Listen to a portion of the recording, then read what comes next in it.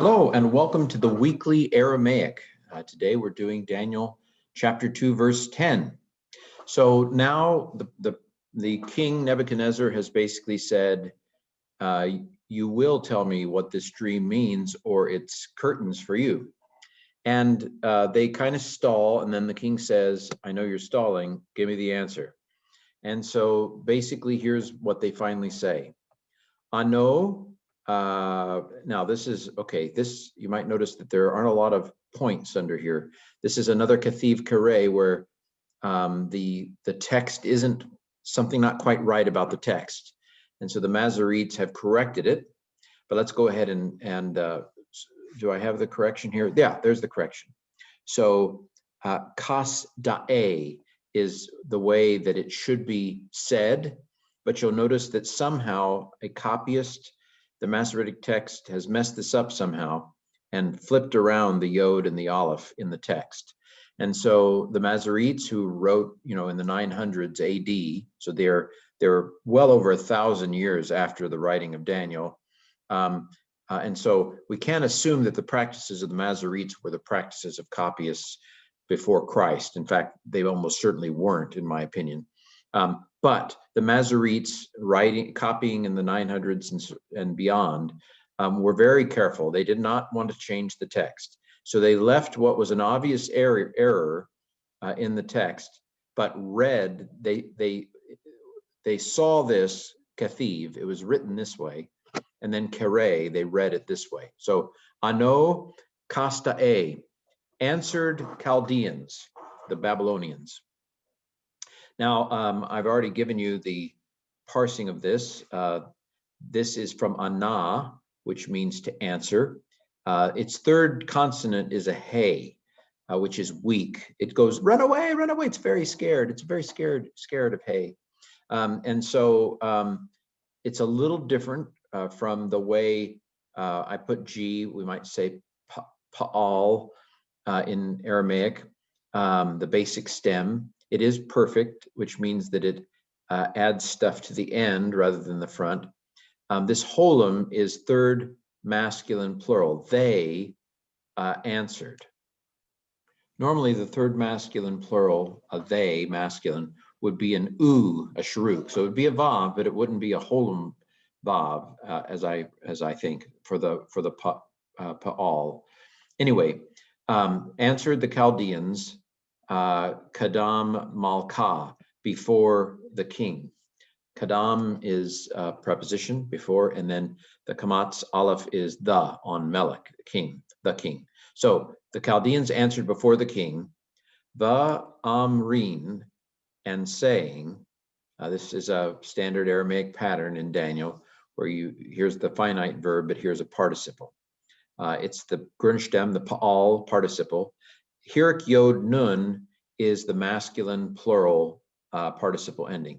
In Hebrew, it's im, Hirik Yod Mem.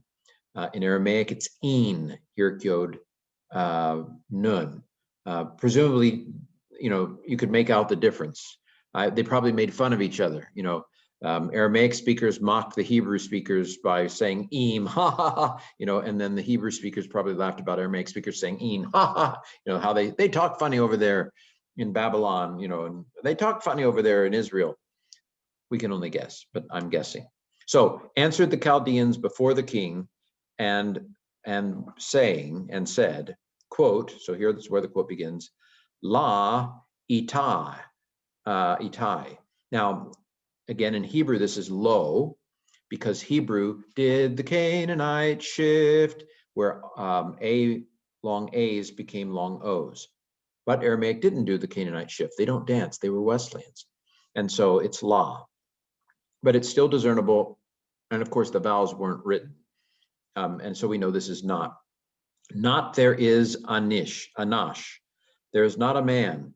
And this is kind of like ain in Hebrew, but it's itai. There is not. Actually, ain in Hebrew doesn't need a lo on the front of it. It means there is not all by itself. Yesh means yes, there is. But anyway, in Hebrew, again, anosh is the word for man. But Hebrew's done the Canaanite shift, and the long A has become a long O. But in Aramaic, it's still Anash, man. Okay, so Chaldeans answered before the king and said, and saying, not there is a man upon the earth. All is the same in Hebrew and Aramaic, upon. And then Yabesh Ta, the earth. Now Hebrew would probably have used eretz for land, but in this is a word in Hebrew. It's actually used in Genesis 1, Yabashah. It means dry ground. So in the verse in Genesis 1 it says, let the dry ground appear. It says Hayabashah, the dry ground. This is the Aramaic version of it, Yabesh Ta, where the Kamatz Aleph is the instead of the Ha on the front. Hebrew does Ha on the front, Aramaic does Ah on the back. So upon the dry ground, upon the ground. D, we've seen D a lot. D is becoming our best friend, and it means that. There is not upon the earth a man that Milat Malka, the decree of the king. Thankfully, Patak Tav is the construct, feminine construct, singular form in both Hebrew and Aramaic, so we put an of after it. That the matter of the king Melech with a ah on the end. You call, that is able, and yakal means to be able in Hebrew as well. And in Hebrew also, the yod becomes a vav in these kinds of imperfect situations. I get it, imperfect. La ha ka va ya. That's quite a handful. Well, the lamed on the front is a preposition, to. The hey tells me it's a hifil. It's an infinitive. It's an infinitive construct. There are two kinds of infinitive infinitives in Hebrew and Aramaic: infinitive absolute, infinitive construct. The infinitive construct is the one that can take prepositions. Now we've seen this verb before, kava, to declare in the hifil. It regularly takes the, or I suppose it's called the hafel in Aramaic, hifil in Hebrew. Okay, who's able to declare this? Call kavel d, all because that is basically a preposition that means this combination basically means because. It's like, why don't you just use one word? Well, anyway, style's different in different languages. So there's nobody who can on the earth that can tell you this, because every king, lord, and ruler, this thing is not asking to every magician and astrologer and Chaldean. Okay, you're asking something that you just don't ask. I mean, we're magicians. We can't really do magic. You got to stick to the stuff that we can pretend that we can do.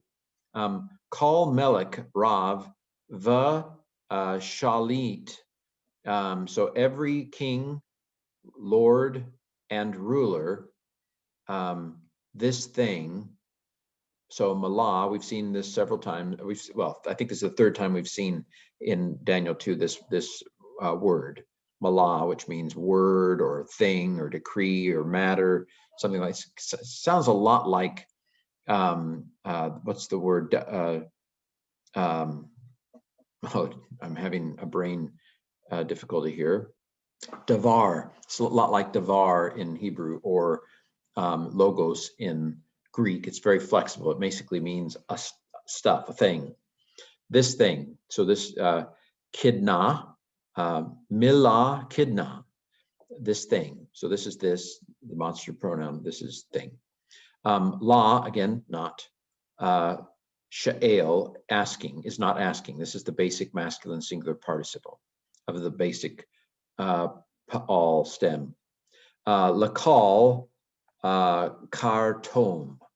Kartom is a wise man, or a magician, or a conjurer. I didn't want to say magician because that makes, hey, Rocky, watch me pull a rabbit out of a hat. It's not what we're talking about here. The shaf, the kas dai. Again, kas dai, Chaldean. You're asking something that shouldn't be asked here. Nobody can do this, or so they think. So there you have it, Daniel 2:10, and next week we will continue, Lord willing, our journey in the Aramaic of Daniel.